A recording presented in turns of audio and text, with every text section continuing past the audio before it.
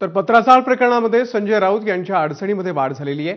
जीवाला धोका असल्याची स्वप्ना पाटकर यांनी ईडीकडे तक्रार केलेली आहे। ईडीच्या अतिरिक्त संचालकांना पाटकर यांनी पत्र पाठवलेलं आहे।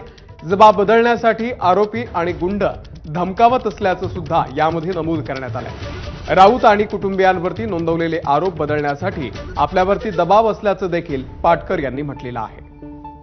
सूरज सावंत या संदर्भातले अपडेट देतील। सूरज, नक्कीच आपण पाहतोय पत्राला चाळ एकूण प्रकरणात संजय राऊत यांना अटक करण्यात आली होती आणि याच प्रकरणात स्वप्ना पाटकर या साक्षीदार आहेत। नुकतंच त्यांनी ईडीला एक पत्र लिहिलेलं आहे आणि या पत्रात संजय राऊत यांच्याकडनं दबाव टाकला जात असल्याचं म्हटलेलं आहे। त्याचबरोबर बलात्कार करून जीवे मारण्याची धमकी देखील देण्यात आलेली आहे। विशेष म्हणजे या संपूर्ण प्रकरणात संजय राऊत यांच्या विरोधात दिलेलं जे स्टेटमेंट आहे हे देवेंद्र फडणवीस यांच्या दबावामुळे दिल्याचं सांगण्यात आल्याचं देखील त्यांनी म्हटलेलं आहे। त्यामुळे एकूणच या प्रकरणाचं गांभीर्य हे वाढल्याचं पाहायला मिळतंय।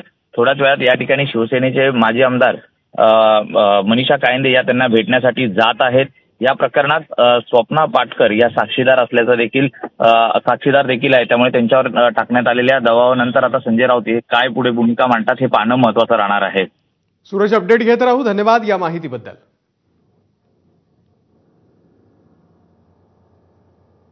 आता बातम्यांचा वेगवान आढावा पाहूयात 100 हेडलाईन्सच्या माध्यमातून।